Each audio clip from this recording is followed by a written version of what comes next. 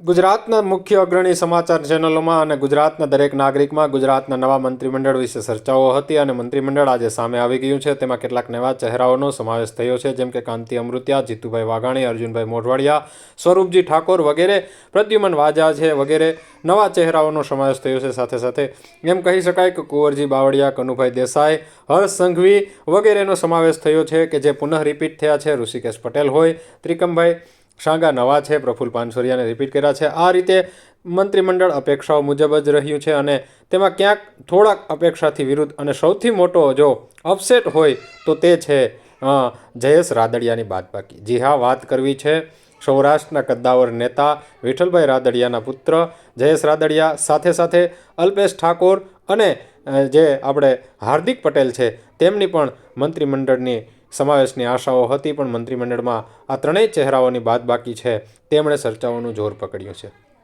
હાર્દિક પટેલ અને અલ્પેશ ઠાકોર આંદોલનના ચહેરાઓ છે અને કદાચ વિવાદાસ્પદ છબીઓ સોશિયલ મીડિયામાં તેમના વિરુદ્ધ જે જુવાળ છે તે તેમને નડી ગયો હોઈ શકે અને તેમની મંત્રીમંડળમાં સમાવેશ થવાની સંભાવનાઓ પણ ખૂબ જ નહિવત હતી. પણ મુખ્ય ચહેરો જયેશભાઈ રાદડિયા કે જેમને ડેપ્યુટી સીએમ સુધી અથવા ગૃહમંત્રી અથવા કૃષિ મંત્રી જેવું ઉચ્ચ પદ મળશે અને મંત્રીમંડળમાં ચોક્કસ એમનો સમાવેશ થશે એવું લગભગ તમામ ટીવી ચેનલો અને તમામ લોકોના હૈયે અને હોઠે હતું.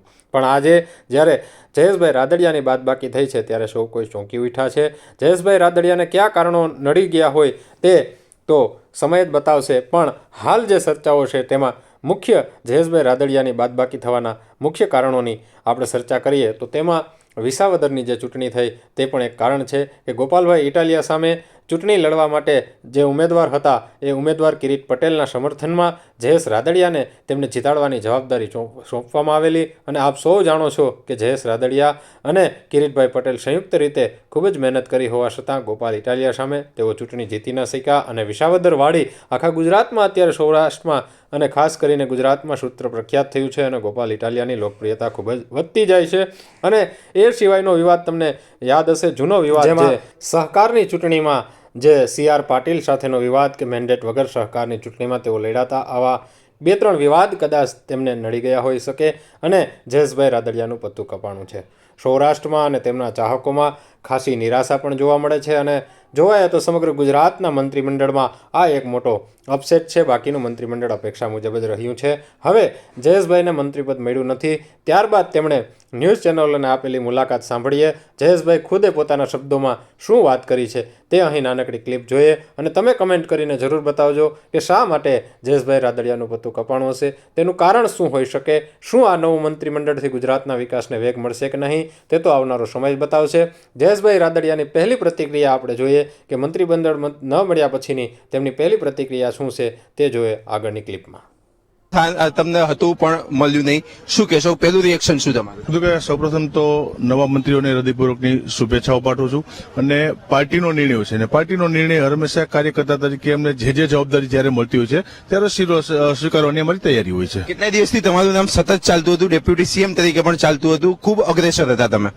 નામ તો ચાલતા હોય છે, કીધું કે પાર્ટી જે જવાબદારી આપે એક ભારતીય જનતા પાર્ટીના કાર્યકર્તા તરીકે અમારી તૈયારી હોય છે. અને ભૂતકાળની અંદર કીધું કે હું 10 વર્ષ નરેન્દ્રભાઈ જયારે મુખ્યમંત્રી ત્યારથી વિજયભાઈ સુધીમાં 10 વર્ષ મેં અલગ અલગ વિભાગમાં જવાબદારી સંભાળી છે. ત્યારે પાર્ટી જવાબદારી આપી હતી અને જે કંઈ કાર્યકર્તા તરીકે કીધું કે અમારી કાયમી તૈયારી છે, પાર્ટી જે જવાબદારી આપે અમે સ્વીકારતા હોઈએ છીએ. વાત કરવામાં આવે તો સૌરાષ્ટ્રમાં પાટીદાર ચહેરા તરીકે પણ તમે સર્વશ્રેષ્ઠ મનાતા હોવ છે, તેમ છતાં પણ તમારી બાદબાકી બાદબાકીનું ન હોય કે જયારે મને 30 વર્ષની ઉંમરે 10 વર્ષ લગાતાર હું સરકારમાં મંત્રી હતો, તેમાં 30 વર્ષની ઉંમર હતી, ત્યારે પાર્ટીએ મારી પર એવડો મોટો ભરોસો મૂક્યો હતો. એટલે બાદબાકી ક્યાંય ન હોય, નવા લોકોને સ્થાન મળતું હોય છે, અલગ અલગ જવાબદારી સમય સમય મળતી હોય છે. ફોનની રાહ જોતા હતા?